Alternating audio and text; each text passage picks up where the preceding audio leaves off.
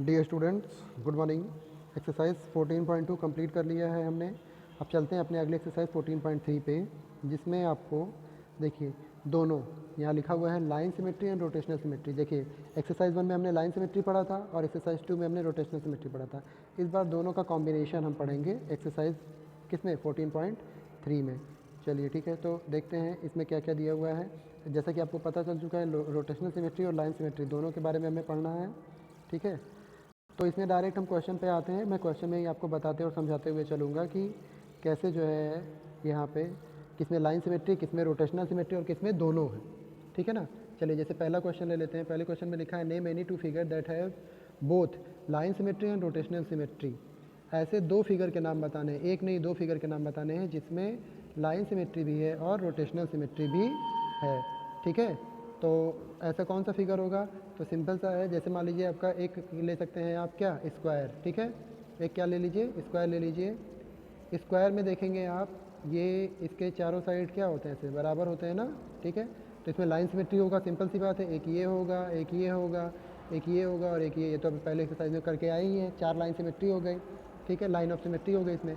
अब बात करते हैं रोटेशनल सिमेट्री की। तो रोटेशनल सिमेट्री में देखिए स्क्वायर के जो डायगोनल होते हैं, ये एक डायगोनल हो गया और ये एक डायगोनल हो गया। ठीक है, तो ये दोनों एक दूसरे को जिस पॉइंट पे कट करते हैं, ये वाले पॉइंट पे कट किए हैं ना, यही जो होता है यही वो सेंटर होता है जिसके चारों तरफ ये स्क्वायर क्या करेगा, घूमेगा। अगर इसको नाम दे दें हम ए बी सी और डी मान लीजिए, तो ये स्क्वायर जब घूमेगा तो एक बार जब अगली बार घूमेगा ये, तो ये ऐसे इस बार जब हो जाएगा, तो अगर मान लीजिए इसको आप क्लॉक वाइज घुमा रहे हैं, कैसे घुमा रहे हैं, क्लॉक वाइज, तो ये जो डी है घूम करके कहाँ चला आएगा, यहाँ पे।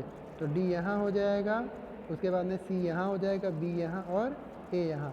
तो ये घुमाने पर कितने डिग्री, ये 90 डिग्री घुमाने पर। तो ये जो 90 डिग्री है ना, यही होता है एंगल ऑफ रोटेशन।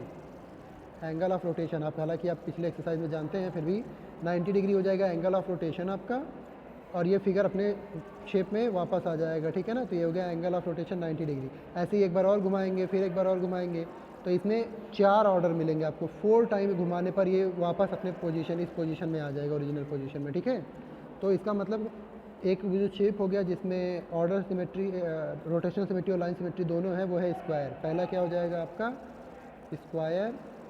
और ऐसे एक और ले सकते हैं आप क्या, सर्कल ले लीजिए। सर्कल में भी चाहे जितना आप घुमाओ कोई फ़र्क ही नहीं पड़ता उसको।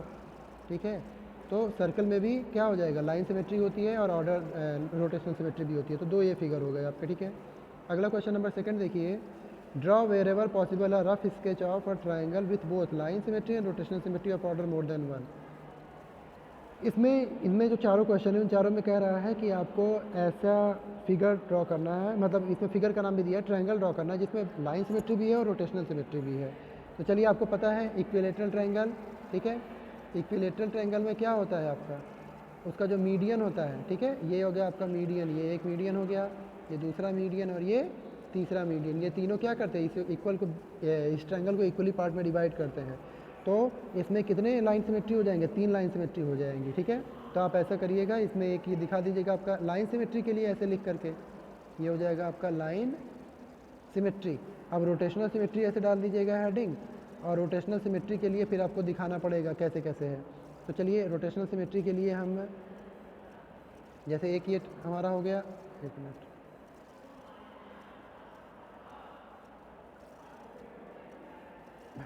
रोटेशनल सिमेट्री में मान लीजिए ये हमने ड्रॉ किया क्या आपका, इक्विलेटरल ट्रायंगल ड्रॉ कर दिया है। तो इसको कितने डिग्री घुमाएंगे हम, यहाँ से ऐसे मान लीजिए मिला देते हैं, अगर इसको ऐसे मिला देते हैं, ये आपका मीडियन है, तो इसमें कितना एंगल बनता है, 120 बनता है ना, 120 डिग्री।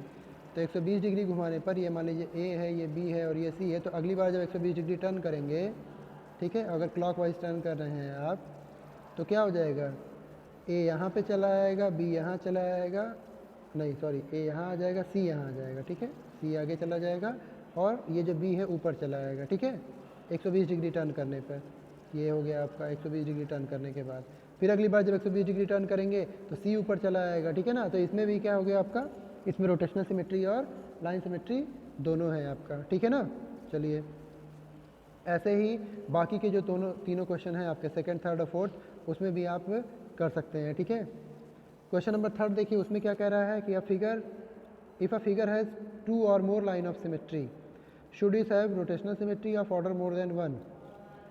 कह रहा है कि अगर कोई फिगर है जिसमें 2 या 2 से ज़्यादा लाइन सिमेट्री है तो क्या उसमें रोटेशनल सिमेट्री होगा? तो जाहिर सी बात है, अगर एक लाइन सिमेट्री है तो एक रोटेशन तो होगा ही होगा। अब एक से ज़्यादा लाइन सिमेट्री है अगर, तो जाहिर सी बात है एक से ज़्यादा रोटेशनल सिमेट्री होगा ही होगा।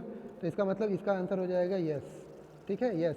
अगर कोई फिगर है जिसमें एक लाइन सिमेट्री है तो उसमें एक रोटेशनल सिमेट्री होगा, और 2 लाइन सिमेट्री है तो 2 रोटेशनल सिमेट्री हो जाएगा, डेफिनेटली होगा, उससे ज़्यादा भी हो सकता है।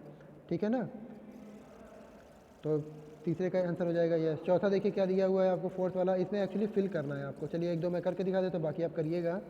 जैसे इसमें दिया हुआ है आपका स्क्वायर, इसमें सेंटर ऑफ रोटेशन, तो अभी मैंने आपको ऊपर वाले एग्जांपल में बताया था कि स्क्वायर है, इसके जब डायगोनल्स होते हैं दोनों को जहाँ पे कट करते हैं उसी के चारों तरफ ये स्क्वायर क्या करता है, घूमता है। तो ये जो है क्या हो जाएगा, सेंटर ऑफ रोटेशन कहलाएगा, सेंटर ऑफ रोटेशन। तो सेंटर ऑफ रोटेशन क्या होता है स्क्वायर में, तो स्क्वायर में होता है इंटरसेक्शन ऑफ डायगोनल, ऐसे लिख दीजिएगा कि मतलब सेंटर ऑफ रोटेशन इसका कहाँ मिलता है, तो इसका मिलता है आपका इंटरसेक्शन ऑफ डायगोनल।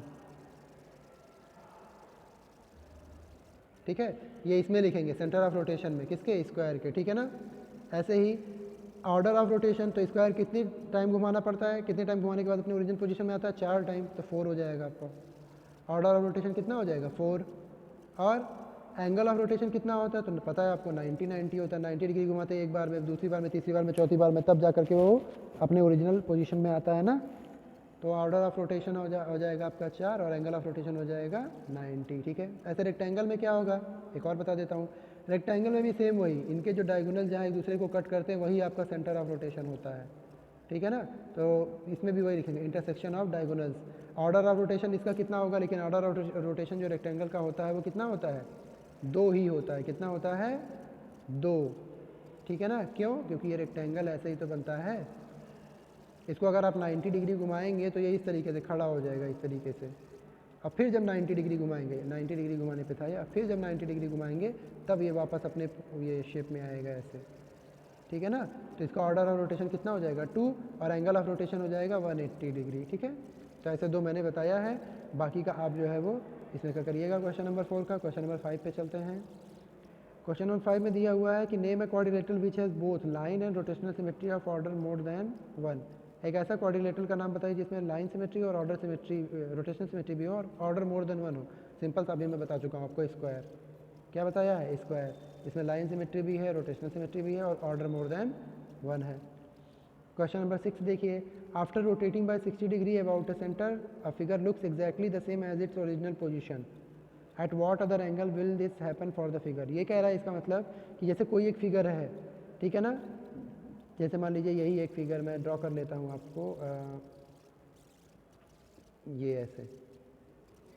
ठीक है, एक ये हो गया आपका, एक इधर हो गया है एरो, एक इधर एरो हो जाए आपका, और एक इधर एरो हो जाए। तो ये 4 फिगर है फिगर। इसको अब कितना डिग्री, अगर ये 90 डिग्री आप घुमाते हो तो ये वापस फिर से अपने मतलब ओरिजिनल पोजीशन पे तो नहीं आएगा, लेकिन इसका शेप में कोई फ़र्क नहीं पड़ेगा, ये वैसे का वैसे फिर से दिखेगा, दिखेगा ना आपका। ठीक है, तो ये 90 डिग्री घुमाने पे ऐसा हो रहा है। फिर अगली बार 90 घुमाएंगे तब ऐसा हो जाएगा। तो मतलब 90 और 90 के बाद अगला कितना, 90, मतलब ये टोटल अगर देखा जाए तो 90 + 90 कितना, 180। मतलब अगर आप एक बार 180 घुमा दोगे तो भी अपने शेप में वापस आ जाएगा। तो कहने का मतलब है 90 है तो 90 के बाद 180 आता है, 180 के बाद फिर 90 और ऐड करेंगे तो 270। तो ये ऑर्डर आपको समझ में आ गया होगा कि अगर कोई फिगर का rotational symmetry angle of rotation 90 degree है तो अगली बार 180 आता है, उसी का डबल हो जाता है। सेम वैसे ही यहाँ पे कह रहा है कि अगर किसी फिगर का एंगल ऑफ रोटेशन 60 डिग्री है तो अगली बार कितना होगा, तो अगली बार 60 में 60 और ऐड करेंगे तो कितना आ जाएगा, 120, फिर 180 आएगा, फिर कितना आएगा, 240 आएगा, फिर 300 और फाइनली कितना आ जाएगा, 360, क्योंकि 360 के बाद अपने ओरिजिनल पोजीशन में आ जाएगा।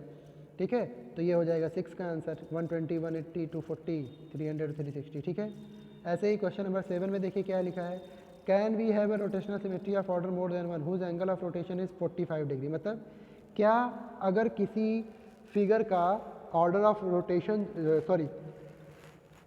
एंगल ऑफ रोटेशन 45 डिग्री है तो क्या उसमें ऑर्डर ऑफ रोटेशन एक से ज़्यादा होगा। तो सिंपल सी बात है कि होगा। क्यों, क्योंकि आपने अभी ये जो मैंने फिगर बना करके दिखाया था ऐसे एरो वाला, इसमें order of angle of rotation कितना दिखाया था मैंने, 90 दिखाया था ना, तो 90 का आधा करेंगे तो 45 भी तो हो सकता है। इसी में 4 पार्ट और कर दीजिए आप ऐसे, बस एक ये हो गया, एक ये और एक ये। अब ये देखिए, इसको आप 45 डिग्री घुमा देंगे ना अगर, तो भी अपने ओरिजिनल शेप में आ जाएगा। फिर 45 घुमाएंगे, फिर अपने ओरिजिनल शेप में आ जाएगा। तो इसको आप 45 डिग्री घुमा करके भी ओरिजिनल शेप में ला सकते हैं। और फाइनली ये 45 करते करते एक टाइम ऐसा आएगा कि ये टोटल 360 डिग्री घूम जाएगा। तो बेसिकली अगर इसको आप पता करना चाहते हो तो इसका एक और तरीका है कि आपको पता है फाइनली टोटल घुमा करके हमें 360 ही लाना होता है, तभी वो अपने ओरिजिनल पोजीशन में आता है। तो आप एक काम करो, 360 को डिवाइड कर दो 45 से। इससे क्या फ़ायदा होगा, इससे हमें ये फ़ायदा होगा कि ये पता चल जाएगा कि इसमें कितना ऑर्डर ऑफ रोटेशन है। कितना आ जाएगा इसका, 8 आ जाएगा। कितना आ जाएगा, 8। तो इसका ऑर्डर ऑफ रोटेशन 8, मतलब 8 टाइम इसको घुमाने के बाद जो है अपने ओरिजिनल पोजीशन में आ जाएगा ये। तो ये हो गया आपका ऑर्डर ऑफ रोटेशन भी आप पता कर सकते हो, और ये भी बता सकते हो कि हाँ इसमें ऑर्डर ऑफ रोटेशन जो होगा 1 से ज़्यादा होगा। ठीक, ऐसे ही अब सेकंड वाला क्वेश्चन वो भी मैं बता देता हूँ। इसमें दिया हुआ है 17 डिग्री। क्या कोई फिगर ऐसा है जिसमें एंगल ऑफ रोटेशन 17 डिग्री है, तो उसको हम घुमाएं और ऑर्डर ऑफ रोटेशन इसका 1 से ज़्यादा आए? तो चेक कर लेते हैं। 17 से डिवाइड कर लिए 360 को, और आंसर आना चाहिए, मिलना चाहिए। 17 से जब आप डिवाइड करेंगे, 17 टू जा 32, सॉरी 34, 2 बचा 20, ये डिवाइड ही नहीं होगा। 17 बन जा 17, फिर डेसिमल में आएगा आंसर। तो ये एंगल ऑफ रोटेशन इसका मिलेगा ही नहीं फिर। मतलब कहने का ये है कि 17 डिग्री एंगल ऑफ रोटेशन हो ही नहीं सकता किसी फिगर का। ठीक है, तो जब यही नहीं हो सकता तो ऑर्डर ऑफ रोटेशन कैसे 1 से ज़्यादा मिलेगा? तो इसका आंसर हो जाएगा आपका 9। ठीक है, तो इस तरीके से आपने देखा कि कैसे हमने जो है पूरा ये एक्सरसाइज 14.3 कंप्लीट कर लिया है।